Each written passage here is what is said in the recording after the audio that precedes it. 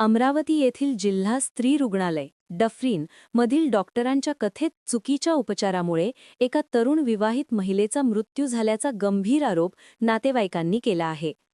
खारतळेगाव ता भातकुली येथील पल्लवी भूषण गुडधे वय 28 हिला दिनांक 12 जानेवारी 2026 रोजी कुटुंब शस्त्रक्रियेसाठी डफरीन रुग्णालयात दाखल करण्यात आले होते.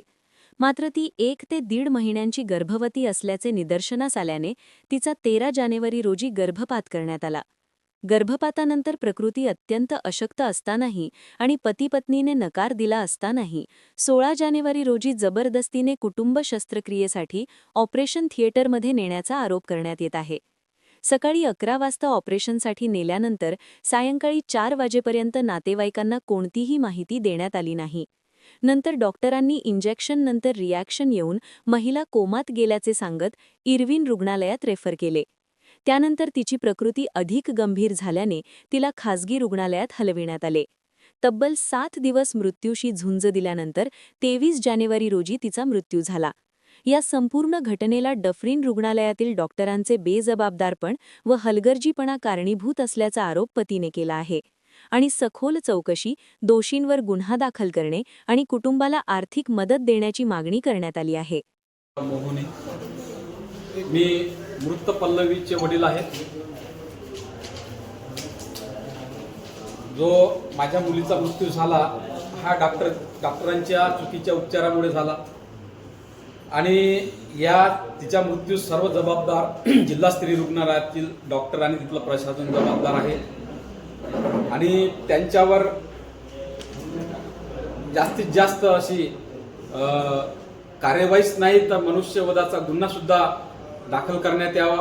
कारण सर्व बाबी आम्ही निष्कर्षाने पाहिल्यात तर याच्यामध्ये जिल्हा स्त्री रुग्णालयात तिथल्या डॉक्टरच्या हलगर्जीपणामुळे व निष्काळजीपणामुळे त्या माझ्या मुलीचा जीव गेलेला आहे आणि म्हणून माझी मागणी आहे. आणि मनुष्यवधाचा गुन्हा नोंदवण्यासाठी आम्ही पोलीस स्टेशनला गेलो होतो.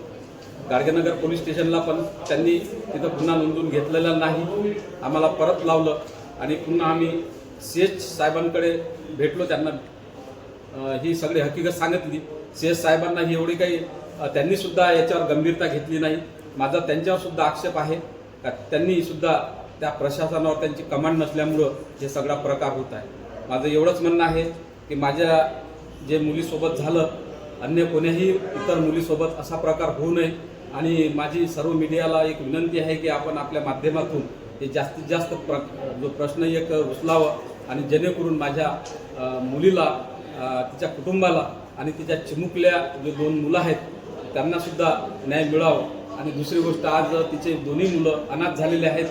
दुसरी गोष्ट, त्याची परिस्थिती नसताना एवढा मोठा आर्थिक भुर्दंड त्यांना आज रेडिन हॉस्पिटलला 8 दिवस सोसावा लागला.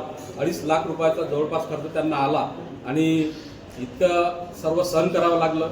आणि त्या मुलं जे आहेत त्या आज अनाथ झालेले आहेत.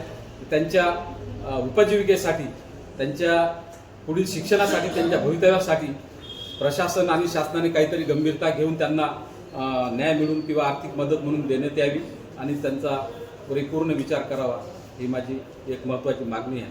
आणि मी CP साहेबांना सुद्धा भेटलो, कलेक्टर साहेबांना सुद्धा भेटलो, निवेदन त्यांना दिलेले आहेत. परंतु याच्यावर अजून पाहिजे तशी प्रकर्षानं कार्य होताना दिसत नाही. मी जेव्हा रेडिन हॉस्पिटलला तिचा मृत्यू झाला ते कार्यक्षेत्र राजापेठ पोलीस स्टेशनच्या अंतर्गतमध्ये येते आणि तिचा पंचनामा आणि त्याचं PM राजापेठ पोलीस स्टेशननी केलेलं आहे.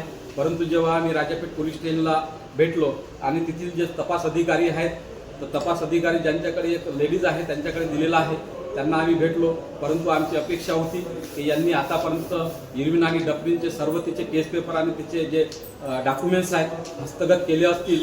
परंतु अद्यापपर्यंत कालपर्यंत आम्हाला असं समजलं भेटल्यानंतरही का तिचे कोणतेच डॉक्युमेंट तिथल्या पोलीस स्टेशनच्या तपास अधिकाऱ्यांनी हस्तगत केलेलं नाही.